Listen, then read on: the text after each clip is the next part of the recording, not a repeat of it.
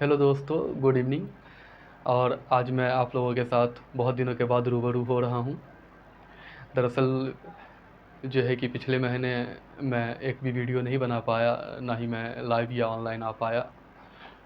रमज़ान चल रही थी और रमज़ान में थोड़ा सा एनर्जी एग्जॉस्ट हो जाता है, जानते ही हैं। तो इन वजह से मैं नहीं कर पा रहा था, और प्लस मेरे भी बहुत सारे काम थे कॉलेज के, तो उन कामों में मैं थोड़ा बिजी था। और आज से फिर मैं शुरुआत कर रहा हूँ। और जो आज का मेरा सबसे पहला वीडियो जो रहेगा, अब लगातार इंशाल्लाह चलेगा वीडियो, है ना। मैं अपलोड हमेशा करता रहूँगा, 2 दिन 3 दिन छोड़कर। तो आज का जो वीडियो है, हम लोग आज की चर्चा में बात करेंगे वेदा के बारे में। जो 4 वेद हैं, उन 4 वेद के बारे में बात करेंगे। तो 4 वेद के बारे में बात करने से पहले हम उनके जो है बैकग्राउंड को समझ लें, है ना। तो हम सब ये जानते हैं, और नहीं जानते हैं तो जान लेते हैं कि जो भारत का सबसे प्राचीनतम सभ्यता है, भारत ही नहीं, आप दुनिया की भी कह सकते हैं, है ना। जो प्राचीनतम सभ्यता है वो है हड़प्पा सभ्यता, या इंडस वैली सिविलाइजेशन, या आप हिंदी में सिंधु घाटी सभ्यता के नाम से जानते हैं, है ना। सिंधु घाटी सभ्यता का जो उत्पत्ति है वो करीब 4700 साल पहले हुई। और इस सभ्यता का जो पतन होने लगा, पतन होने के बाद जो है आर्यंस का इंटर हुआ। आर्यंस कहाँ से आए, इस पर इख्तलाफ है। बहुत सारे हिस्टोरियन का अलग अलग मानना है कि कुछ का मानना ये है कि साइबेरिया से आए, कुछ का मानना ये है कि मिडिल ईस्ट से आए, है ना। तो उन पे हम लोग बाद में चर्चा करेंगे जब हम हड़प्पा सिविलाइजेशन और आर्यन सोसाइटी पढ़ेंगे तब, है ना।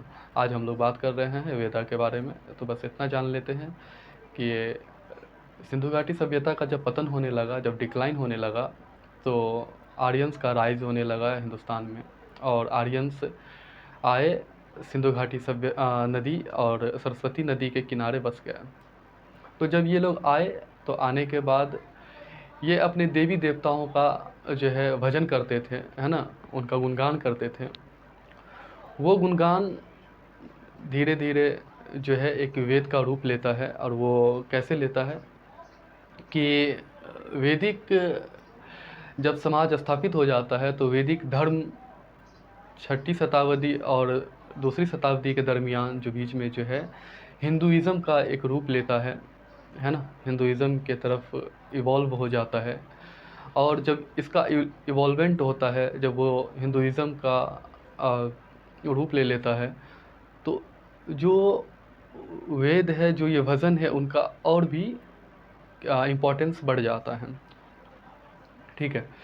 तो इसका जो इम्पोर्टेंस बढ़ जाता है, फिर उनके बाद इसे कंपाइल किया जाता है, जिसे हम वेद के नाम से जानते हैं। तो इनके बारे में देखिए मैं चर्चा करता हूँ, बताता हूँ आपको, ठीक है। कि पहले तो हम ये देख लें कि वेद, है ना, वेदा, या इसको हम वेद कहते हैं, ठीक है। सबसे पहले हम ये जानने की कोशिश करते हैं कि वेदा का मतलब है क्या। ये वेदा जो है, विद, है ना, शब्द से आया है। ये संस्कृत का एक शब्द है, ठीक है। यह संस्कृत का शब्द है। इसका मतलब होता है टू नो, ठीक है। इसका मतलब है टू नो, ठीक। उनके बाद हम बात करते हैं जो वेद है, वो 4 वेद है। 4 वेद का नाम हम बताते हैं, ठीक है, आपको लिख देते हैं। उसके बाद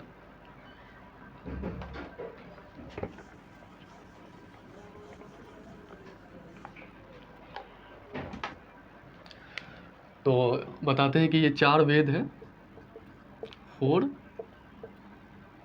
वेद, ठीक है। पहला है ऋग्वेद, ठीक, ऋग ऋग्वेद, है ना। दूसरा है यजुर्वेद, यजुर्वेदा। और तीसरा है सामवेद, साम वेद, ठीक है। और चौथा है अथर्व वेद, अथर्ववेद, ठीक है। तो जैसे कि मैंने आपको बताया कि जब कंपाइलेशन होता है तो सबसे पहले कंपाइलेशन ये ऋग्वेद का होता है, और ये ऋग्वेद सबसे पुराना वेद है। ये जो ऋग्वेद है आपका, ये सबसे पुराना वेद है। इसे करीब 1500 BC से लेकर 1000 BC के दरमियान, ठीक है, कंपाइलेशन किया गया था। पहले ये ओरली ट्रांसफ़र होता था, जैसे कि मैंने याद कर लिया, फिर मैं अपने आगे वाले जनरेशन को मतलब याद करवा दूंगा, फिर उसके बाद वो जो है अपने जनरेशन को याद करवा देगा। तो काफ़ी सालों तक, करीबन 10 दशक तक जो है ना, 10 दशक तक ये ऐसा ही चलता रहा, ठीक है। 10 दशक नहीं, सेंचुरी अगर मानिए, ये से हिंदी में मैं थोड़ा सा कंफ्यूज हो जाता हूँ, ठीक, सेंचुरीज, ठीक है। मतलब ये 100, इसको 100 से आप मल्टीप्लाई कर दीजिए, मतलब 1000 साल तक करीब करीब ये ओरली ट्रांसफ़र होता रहा है ना। ये जो है ओरली ट्रांसफ़र होता रहा, मतलब एक दूसरे को याद करवाते रहे, और वो फिर अपने जनरेशन को, वो फिर अपने जनरेशन को, वो फिर अपने जनरेशन को ऐसे ट्रांसफ़र करता रहा। तो ऋग्वेद करीब करीब आपका 1000 साल तक ऐसे ही ओरली ट्रांसफ़र हुआ, ठीक। उनके बाद इनके बारे में, ऋग्वेदा के बारे में हम बात करते हैं। ऋग्वेदा जो है ये फर्स्ट वेद है, ठीक है। ऋग्वेद जो है सबसे पहला वेद है, ठीक है, फर्स्ट वेद है, ठीक। और आप ये भी कह सकते हैं कि ये वेद दुनिया का सबसे पुराना वेद है। ये जो किताब है, ये जो मतलब आप होली बुक इसको जो कहेंगे, ये दुनिया का लगभग सबसे पुराना वेद है, ठीक। उनके बाद हम इनके बारे में बात करते हैं। इसमें 1028 हाइम्स हैं, ठीक है, 1028 हाइम्स हैं। हाइम्स को आप श्लोक कह सकते हैं, श्लोक है ना, या भजन भी कह सकते हैं, ठीक। उनके बाद इनके बारे में हम बात करते हैं कि ये सबसे पुराना वेद है। उसके बाद इसमें जो है 10 मंडल है। अब इसमें 10 मंडल है, ठीक। और 10 मंडल जो है, इनके बारे में हम लोग आगे जब चर्चा करेंगे, वेद के बारे में जब पूरा एक वीडियो में बनाऊंगा, तो उसमें मैं पूरा 10 मंडल के बारे में बताऊंगा। ये बस मोटा मोटी बात हम लोग अभी चारों वेदों के बारे में समझ लें, ठीक है। 10 मंडल में जो तीसरा मंडल है ना, थर्ड मंडल जो है, आपने गायत्री मंत्र के बारे में पढ़ा होगा या सुना होगा। ये गायत्री मंत्र जो है ना, गायत्री मंत्र जो है आपका इसी मंडल में है, ऋग्वेदा के तीसरे मंडल में ही उनका जिक्र है, ठीक। उनके बाद और बात करते हैं कि ये जो इसका जो 9वां मंडल है, 9th मंडल जो है, ये पूरा का पूरा डेडिकेटेड है सोमा। ये एक बीवरेज है, पीने का पदार्थ है, ठीक है, पीने का पदार्थ है सोम रस, है ना, सोमा। तो ये सोमरस, ये पूरा का पूरा जो 9वां मंडल है, ये सोम को क्या है, डेडिकेटेड है। उनके बाद और हम ऋग्वेदा के बारे में बात करते हैं। ये यूनेस्को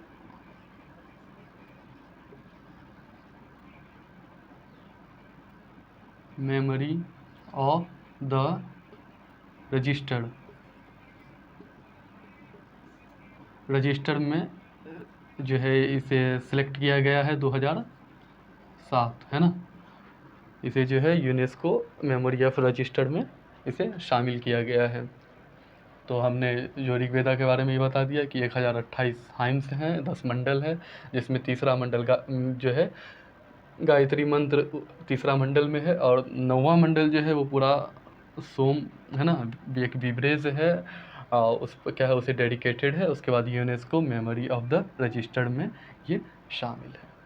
ठीक, इतना हम ऋग्वेदा के बारे में जान लिए। अब हम आगे बात करते हैं यजुर्वेदा के बारे में।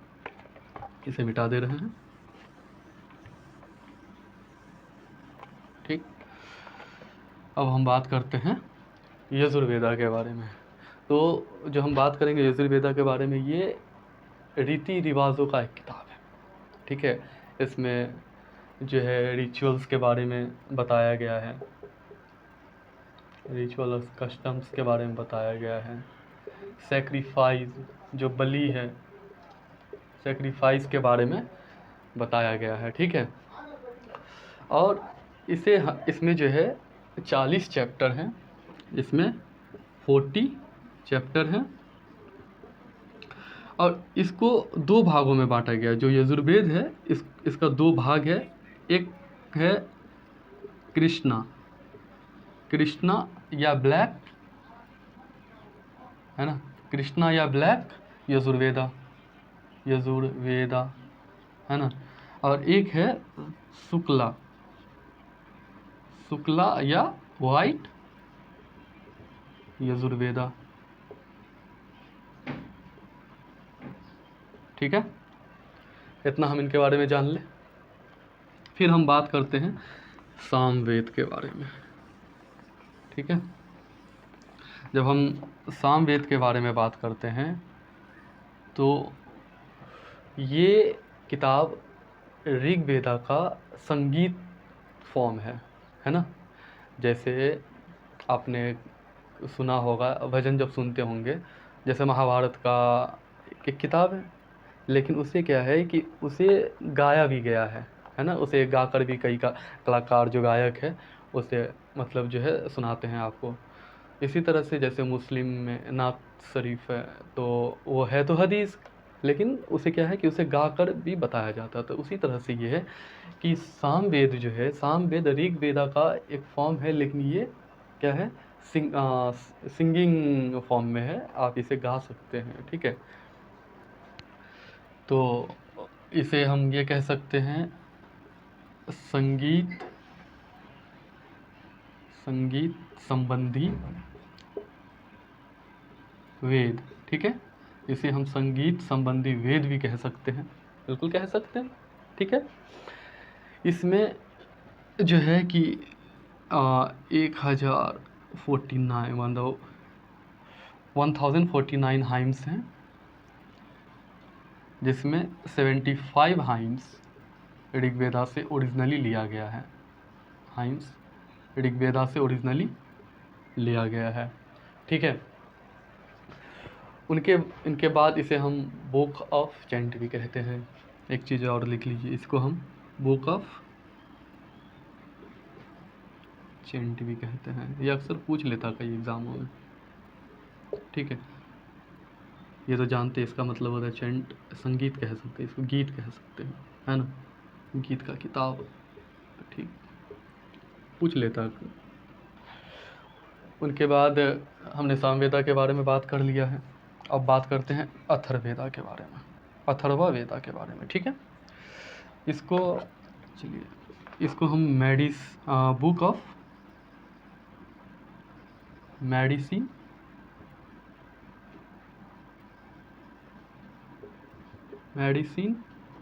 एंड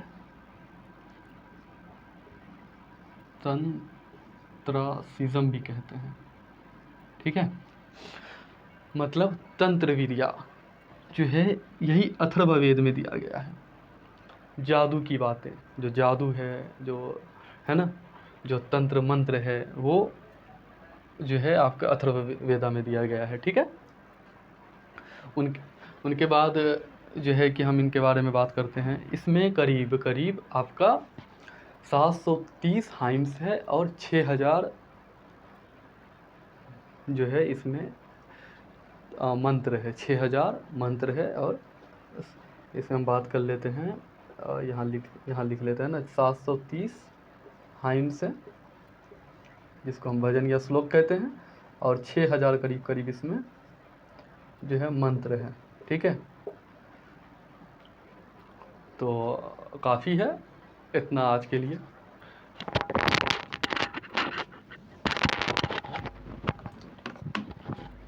सॉरी, काफ़ी है इतना आज के लिए।